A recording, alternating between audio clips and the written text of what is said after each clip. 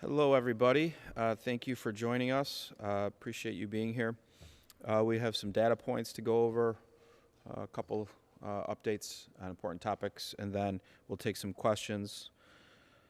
We have seen what this virus is doing to our communities who are vulnerable, and we have lost more neighbors. We have had 3 neighbors leave us over the last 24 hours. They were all males. One was a Caucasian in his 90s, one was an African American in his 80s, and one was an African American in his 60s. We now lost 40 people due to COVID-19, 29 Caucasian, 7 African American, and 4 of another race, 22 females and 18 males. I want to take this opportunity to think about their families, grieve with them, and certainly our prayers go out to not just those who we've lost related to COVID-19, but everybody in our community that we've lost during this process, where their families have certainly not been able to mourn and heal the way that they normally would be able to. Related to cases, we now have 1,115 cases. That is 1115. That's up from 1,088 yesterday, so 27 new cases. We'll get into the breakout of those shortly here. Hospitalizations. Yesterday I warned everybody that those numbers were too high, and some aggressive headlines were made after that, so hopefully we'll get aggressive headlines saying that our hospitalizations are down to 47 today.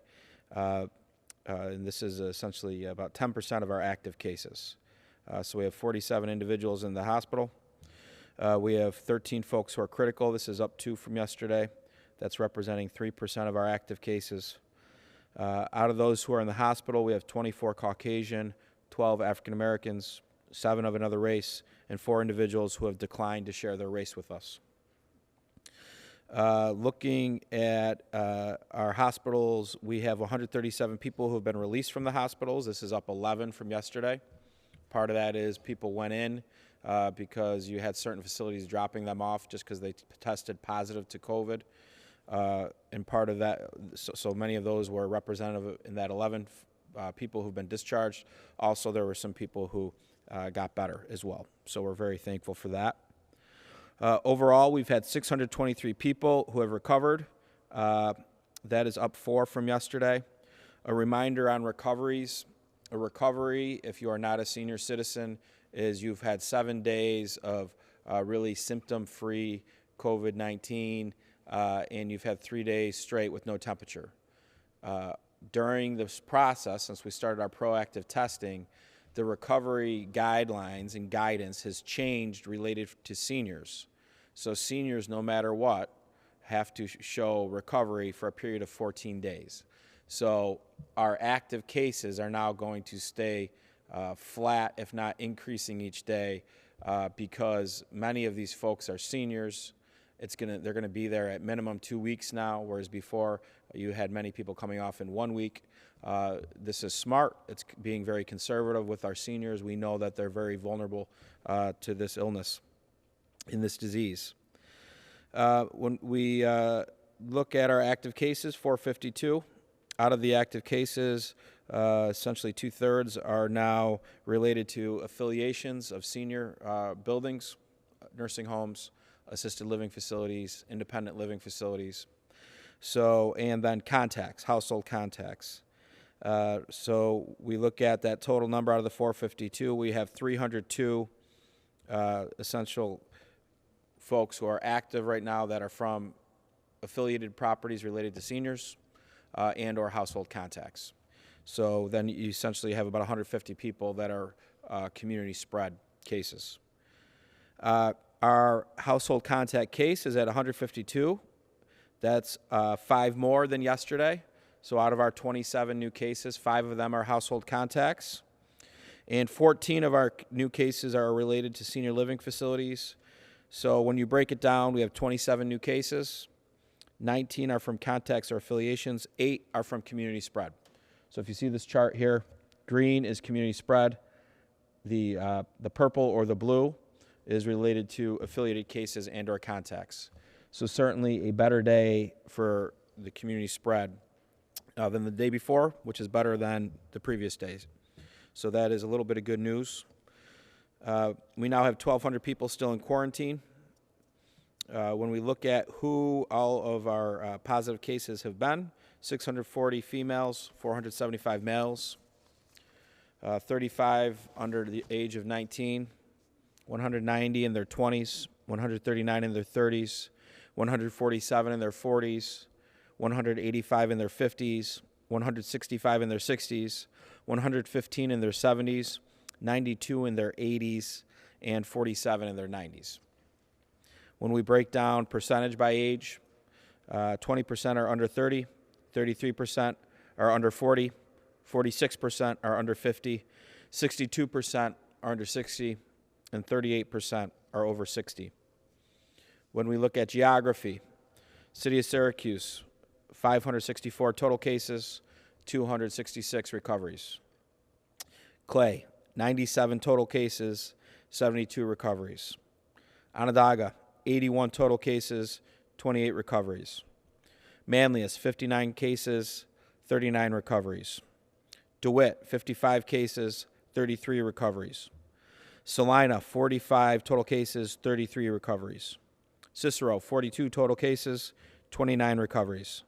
Camillus, 39 total cases, 30 recoveries. Gaddis, 37 total cases, 21 recoveries. Lysander, 29 total cases, 18 recoveries.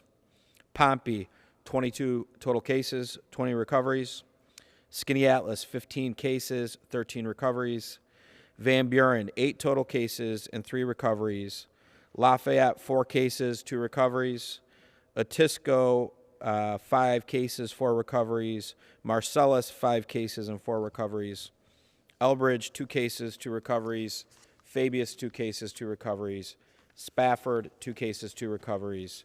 And Tully, 2 cases and 2 recoveries. Testing. The only numbers not in here are New York State negative tests. But we haven't been receiving those consistently throughout this process, so it won't really skew our data too much. But our overall percentage of positive per test is a little bit lower if you would factor in these numbers. But right now we've done 14,101 tests in Onondaga County. 13,459 tests have been returned. 205 have been returned since yesterday. There have been 1,115 positive tests and 12,344 negative tests. We have 642 pending tests. Since yesterday's reporting, we did 515 tests. If you look at what our county needs as far as restart numbers, we still don't have clarification on if we're looking backwards from the 15th for restart testing or it's moving forward. But 515 a day out of us gets us over the number regardless. That's a lot of testing. Positives, about 8.2% of our tests have been positive. If you brought in negatives into this data that we don't have yet, that would drive that number down a little bit, but pretty consistent when you look at Onondaga County. When you look at Central New York as a region, a little bit closer to 7%, but really doing quite well compared to other parts of the state. Certainly gaps in the investigation. We talked about this. Let me give you a couple gaps in the investigation. This is a scenario where we had a individual in these businesses that was COVID-19 positive. Let me see if it says anything about if they're wearing masks or not. This is fresh off the press. It doesn't tell me, so let's assume the worst. Let's assume they were not wearing a mask. Rite Aid, 519 Butternut Street in Syracuse. If you were there from the hours of Monday, April 27th, 7 a.m. to 4 p.m., or Tuesday, April 28th, 11 a.m. to 7 p.m., please be cognizant of your symptoms. Someone was working at that facility that has tested positive for COVID-19. The Dollar Tree on 3130 Erie Boulevard East in DeWitt. We had a shopper who shopped during this hour on this day. Tuesday, April 28th from 11 to noon. So if you were at the Dollar Tree on Erie Boulevard, 3130 Erie Boulevard East in DeWitt, and you were there between 11 and 12, there was someone else in the store that is tested positive with COVID-19. So please be cognizant of your symptoms. Target, this looks like an employee, 340 Town Drive in Fayetteville, Tuesday, April 28th, from noon to 4 p.m. There was an employee working those hours that is tested positive for COVID-19. So look, at the reality is we've had community spread. We've stabilized it, but it's still here, and there's still the potential to get it. So we need to be smart and protect ourselves when we're out in public and our families. But certainly we should be monitoring our health every day, taking our temperatures, being very cognizant of what your symptoms are, so that in the event you are feeling a little bit not like yourself, you contact your doctor, and then if they feel it necessary for you to get a test, we get you tested. The press release says, yes, they were wearing a mask. They were wearing a mask. Excellent. Thank you, Andrew. So we assumed the worst. Now we've gotten the news of the best, that they were wearing a mask in the stores. Related to physical distancing, these masks, I'm going to just show everybody how you're supposed to wear one. Many people are not wearing them the way they are supposed to. You put it over your nose, in your mouth, and then you go like this. Okay? This protects you and people around you from mucus and or saliva getting out. We received many complaints from employees at a business that will be wearing a mask, and it will either be down on their neck or not covering their nose. Certainly that kind of defeats the purpose overall. So please, when you are, many stores don't allow you in their store without a mask. If you need a mask, please reach out to us. We have many of these masks, and we will get you one because we want to protect you and your family from this virus. Certainly, as we live with this virus moving forward, when we have a restart, we're going to need to continue to be cognizant, be smart. We know the virus has a difficult time transmitting from individual to individual when we're 6 feet apart. We know it's even harder when we're wearing a mask and being 6 feet apart. We've done a nice job stabilizing this and really putting our county and our region in a position for success related to a restart, to start to get people back to work, start to resume the types of activities that we want to do moving forward. We need to continue to be diligent. So I want to thank everybody for the work they've done, but more importantly, the work they will do moving forward. Related to a restart, we continue to move towards that process, more information. Certainly, we're appreciative of some of the loosening of regs on existing businesses. We put out an interpretation related to auto dealers, showrooms. I've been saying this for a long period of time. Showrooms by appointment only, where people are wearing masks and you wipe down the car after. Showrooms are very large, very easy to physical distance. We're happy that we worked with the state of New York to be able to clarify that regulation. This is an important way to get some people back to work. Some people don't necessarily buy a car online. Many have, but some people want to physically see it. Understandable. So this is important for our economy as we start to get going. We have to find balance with our economic interests and our public health. We'll continue to find that balance, but part of that is moving forward, loosening up regulations that make sense. And auto sales is our #1 driver of sales tax for Onondaga County, also the region, and certainly the state. So the state needs money, we need money. This is a way you can loosen up some regulation in a safe way and generate some more revenue because we need to pay our health department. So we can take other restart questions. I'm sure you'll have some, but a couple numbers related to services that are important that we talk about every day. Our upstate triage hotline, a line that you call to get screened for COVID-19 symptoms and then get tested at the Syracuse Community Health Center, 315-464-3979.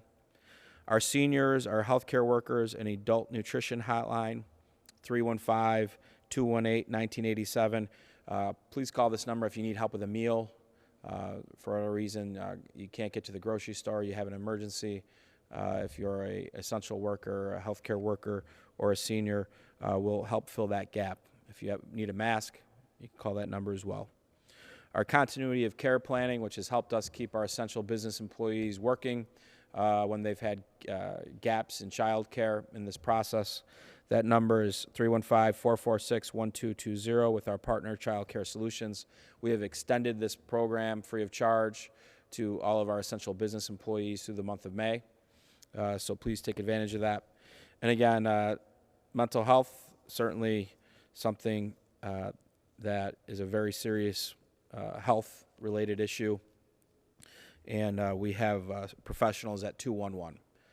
Literally, you call 211, and they can be there to answer any questions you have, help you with strategies, help make referrals, so that people really can get help when they need help. We've had over 13,000 phone calls to this line since March 17th, which really shows you how this pandemic is impacting us in different ways. We know about the physical threat, we know about the economic ruin, but also the mental health impact that it's had is something that certainly we're cognizant of and something we're going to have to address as a community on an ongoing basis. Questions?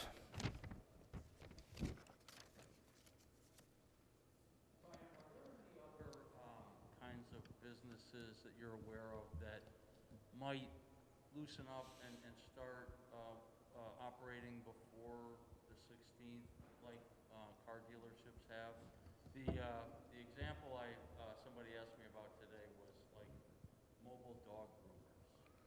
Why couldn't they operate? Yeah, so we're getting a lot of those, and so we have, my understanding is your vet for your animal is essentially open for visits, but grooming is a different category. I believe, I'm not 100% sure of the reasoning why they aren't allowed right now. I believe it actually has to do with the fact that many animals can get COVID, but we have gotten the same correspondence. We have gotten actually from many dog groomers and pet groomers ways they can operate safely, and we are sharing that with the state of New York. Do you think there will be other businesses that can start? Yeah, I think I'm cautious to say other new businesses that are offline. Car sales was allowed. There was either an interpretation gap into the existing rules or an agreement that the showroom by appointment only is a controlled way to loosen up a regulation. So is there the potential to loosen up more regulations on existing businesses that are deemed essential today? Where we see it and we think it makes sense, we advocate for it. So we've been doing that this whole process. We'll continue to do that. And then if our partners in the state agree, then we will give out guidance to those businesses so that they know that they can then operate in this way under the new guidance or the new regulations. We got some new data today on nursing home deaths, which seemed a little startling. It went from 5 in our county to 17.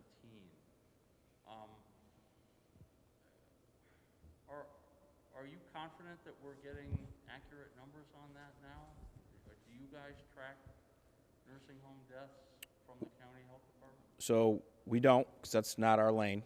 We've been, but we know that those numbers are including in our totals every day, and we understand that we can put 2 and 2 together, but we're making a little bit of an assumption, and we're waiting on the state to clarify that. The reality is, and we've talked about this, is that this virus has made its way into buildings that are homes to our community's most vulnerable. And it is spread, and we know that because we've been talking about that. That's what triggered us going out and finding all the asymptomatics the way we have and pushing our partners in the state to do the same. And now we're finding asymptomatics or light symptom individuals. But when you look at the age demographics, these are very scary numbers for our neighbors in their 90s and in their 80s who have become COVID positive, especially if they have symptoms. So again, while we'll see in this whole process, we see positive things as we're learning to live with the virus, as we're learning to move into this next phase of this fight, try to get our lives back.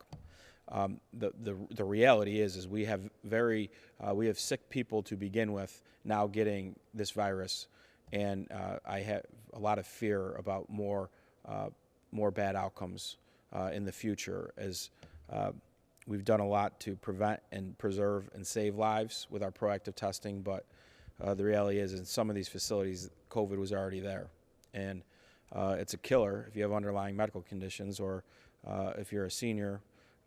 You have a hard time with this. We know this. Are the 3 latest deaths related to nursing homes? I don't know that. I'm not going to make assumptions on death until I know that publicly in my head. When I see something and I look at some of the demographics, do I make assumptions in my head? Yes, but I'm not going to comment on it publicly. You don't have that information right now to comment on? Nope. Okay. Have you broken out the numbers on the proactive testing that the county has done in assisted living and senior facilities to know how many of those, what percentage of those are positive, what percentage are asymptomatic? Yeah, we're trying to go through that now. Right now, we've built up this robusting testing regiment to make sure that no matter what the state's interpretation on restart is, we qualify. And so it's a little bit, it's hard. We are starting to know the asymptomatics. I know that I believe our proactive testing number is probably over 2,000 at this point. We just had 515 yesterday, and I know 75 or 80% of those at least were related to proactive tests. So what you're seeing is, and again, I'm anticipating with proactive tests, we'll see a downward trend as far as positive rates compared to our 8%. And the reason why is because we started our proactive testing in areas where we knew we had positive cases. So now we're going into some buildings that have no known positive cases. That doesn't mean it hasn't been there, but maybe it hasn't. So we'll get a slew of tests into a building that doesn't have positives. And, so that will determine, that will skew some of that data over the long period of time. So as we're doing 13,000 tests a month moving forward, at some point we're going to start to see our rate of infection go down because we're just testing pockets of people that show no symptoms. There's been no cases, and we anticipate that. But we're very interested in trying to understand how many. I think last week at one point we knew we had found about 50 asymptomatic individuals through our testing. Has that gone up? Probably. We've had a lot of tests returned in that. But those are numbers that once we have, we'll certainly share. Because that tells a story even more into our active cases about how many of these people are actually not sick that could have potentially gotten other people sick. But because they're not sick, the recovery, well, now the rules have changed, but old rules, the recovery would have been quicker. Have you resolved the problem of asymptomatic people being sent to the hospital by nursing homes? Some of them got sent back to other facilities. That's part of the drop we had in hospitalizations. I don't know if every person found a new facility to go to or not, but certainly part of why we had a drop in hospitalizations was because we had some more people come in that were sick, and we had some that weren't really sick that never should have been there go home. So I think the number's at 47 today. So, depending on how, that's probably going to be right around where this thing's going to go, because you'll have some people recovering, and you'll have some people who are vulnerable, getting sick and getting into the hospital. Is there a way to resolve that from happening moving forward? I think there's going to be communication, Andrew. I believe there's legal rights that they can actually do what they did, which makes no sense. But again, we're not the regulatory arm on that. But certainly, we're talking to all these nursing homes. I'm having a call with all the nursing homes. I'm having communication with all the assisted living facilities. We have expectations as we're going through this fight together that we're going to partner every step of the way. If they're going to change the way that they do business, they need to let us know, so we're not getting a call from a hospital saying X nursing home just dropped off 8 people that aren't sick, and that just tested positive and they have light symptoms or no symptoms. We don't need those people in the hospital. We need those people isolated under a quarantine situation similar to a community spread case.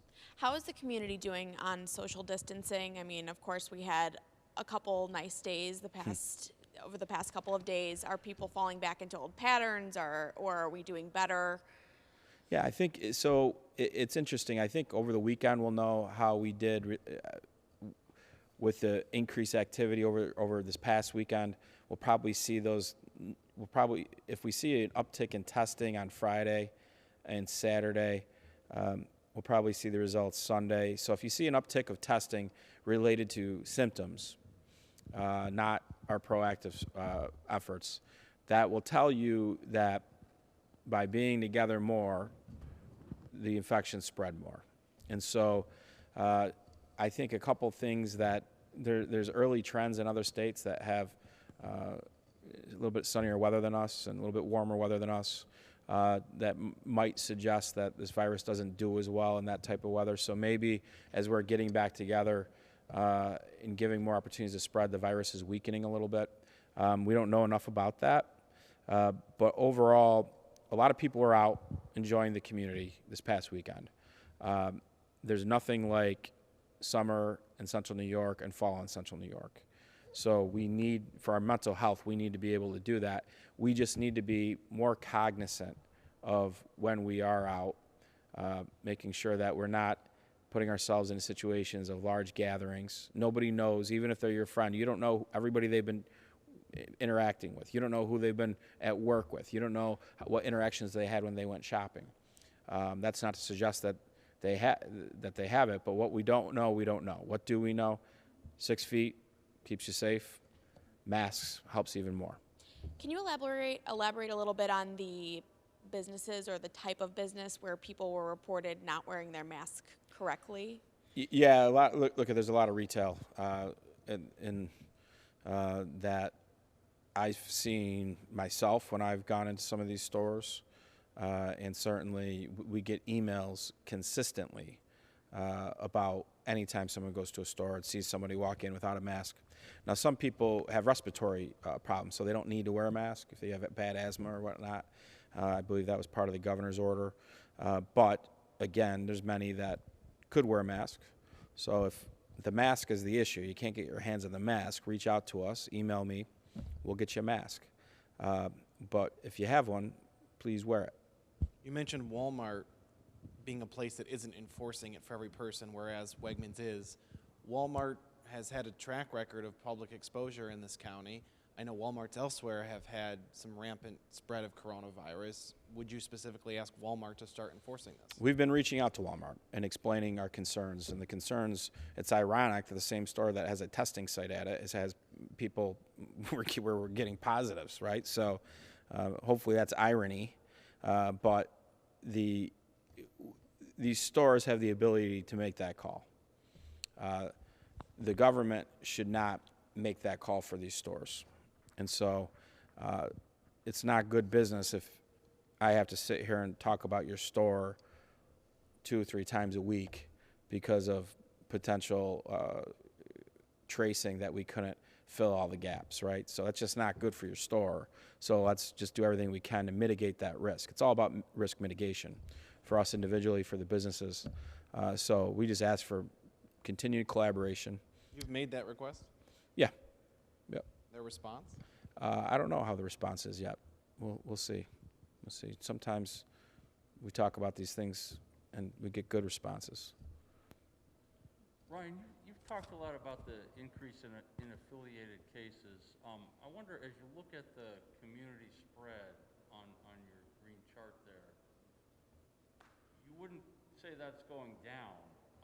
How concerned are you about community spread as we head toward a reopening of the economy? Yeah, so if we look at 7-day averages, running averages, so the 7-day average was our best the previous week. Our new 7-day average started on Saturday. So what do we had? 22, 21, 21, 22, 18, and 8. So certainly 21 and 22 is manageable. the numbers don't scare us. It's going in a little bit of a different trend. 18 and 8 are better. If we can have a running average in the teens, that's pretty good when you go to ramp up for phase 1. But we're prepared. These aren't crazy numbers with community spread, and we believe that we've, with our other testing, we've gotten through our hot spots, and so that we don't anticipate the level of intensity with some of these independent living centers and other areas we'll be testing that we had through affiliateds and assisted livings and nursing homes. So we think that intensity of positives is going to loosen up a little bit. But it's manageable, Tim. We stabilized the community spread in the community.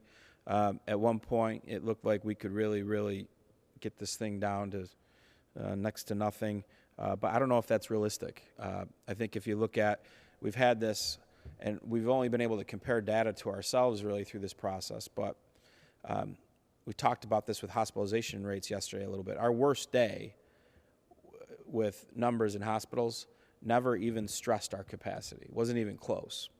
So for us to hold ourselves to a good number means you need to be great all the time. And when you look at our rate of infection in our community, with a community our size, we're the best. And so we're holding ourselves to be the best and have to maintain the best. So to compare it against ourselves, I guess if you're looking at 11 one week and 16 or 17 the next week, we'd rather be on the other side of 11, but our infrastructure can handle this. When it becomes a problem is when you're getting the random spreads where you're getting 70, 80, 90, 100 a day, and your infrastructure is really getting tested, and you're implementing all those new tracers you have, and they're running around. That will be more challenging. I don't think we'll get there, hopefully, knock on wood. But certainly we anticipate whatever we stop going into restart, whatever that 7-day average is, we anticipate that for next week will be higher. The question is how much higher? Do you have any plans to go and retest some of those senior living facilities? Yeah, I think you're going to have to retest employees, and that's going to have to be, we'll have to figure out what that protocol is, but that's going to have to be an ongoing issue with your any employees that have direct exposure to COVID. I think will be part of our monthly testing strategy, and then because certainly if you have any exposure, you can test negative one day and be positive 2 days, 3 days, 4 days later if you didn't have the proper PPE. The governor had to sign off on your allowing of auto dealerships for the appointment? We communicated with the state multiple times about clarification on that, and once we got the interpretation that we were looking for, we put out the guidance. So that's how that process worked. How excited are you that car dealerships can reopen? Yeah, so I want to make sure the public understands you can't just show up at a showroom. So don't do that. You won't be allowed. This is a controlled scenario where if you want to call your favorite car dealer and set up an appointment, then you go. But if there are dealers that are just letting anyone in the showrooms, we're going to enforce this and we're going to fine because we need to lead by example in this process. So we've worked with our auto dealers, but I think this is very important. So just like we felt really good about elective surgeries, this is going to open up more sales that are sitting there that just people aren't. Some people can buy and shop online. Some people got to see and physically look at the product. A car is a pretty big purchase, so a lot of people like to see it. So there's people that are ready to buy cars right now that we just can't capture that because they haven't been able to go and see it. So now we're going to capture those sales. It's important to us. It's important for the people that need new cars. It's important for the employees that get their paychecks off of that. And it's important to the state, too, because the state's going to get 4% on every in sales tax on every one of those sales as well. Are you seeing infection data from nursing homes? You've said a couple times that you're still worried about fatalities going forward. I guess for all the people out there who have loved ones in nursing homes, what are you looking at? Look at majority out of these numbers are related to senior facilities. So we've been doing testing at assisted living facilities, and the state's been testing nursing homes. So COVID has a pretty proven track record that it is nasty on folks who have pre-existing conditions or underlying medical conditions, and our seniors, specifically our elderly. So I'm really concerned about that, and I'm not going to sugarcoat that. It's a concern. That's why we did what we did. Our data would look really, really good right now if we weren't doing proactive testing. Our active cases would be in the 100s. You know, we might be getting some notoriety for that, but we would be derelicting our responsibility to public health by not trying to find all of the risk in these facilities, because we know the virus got there and is spread. So that's what we've been doing. The actions of all of our partners will save lives, but I am very concerned that we will lose more lives from these facilities because COVID spread through them.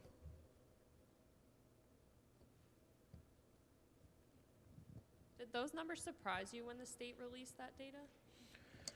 I knew it was, no.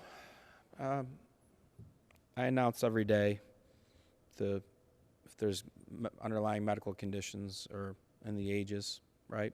And so I think when you look at it, you look at folks who have those types of severe medical conditions, where do they live, right? You look at some of the ages, where do folks in some of these age brackets live? They need help to live. So I think it didn't surprise me, but it's painful. It's painful to think about what's happening to these folks and their families.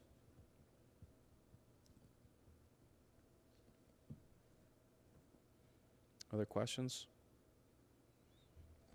Okay.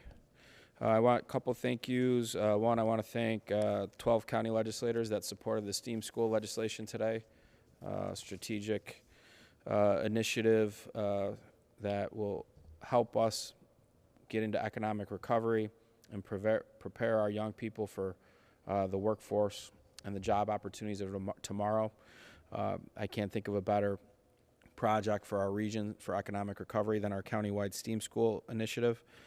So we have done our job. Chairman Knapp, thank you. And certainly all the other county legislators, Leader Irvin, Legislator Holmquist, and all of our other legislators who supported it. I want to thank them. The other 5, we got a lot of making up to do. But also, I want to give a big appreciation to it's Teacher Appreciation Week.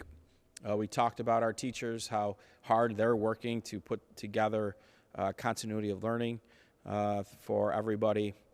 Now the buildings are closed for the rest of the year. They're still going to be working very, very hard. Please make sure to call, text, Zoom, FaceTime a teacher and say thank you. And we're very proud of the work that they're doing, helping keep our young people engaged. So saying that, again, I want to just thank everybody. And we're getting through this every step of the way, and please be safe.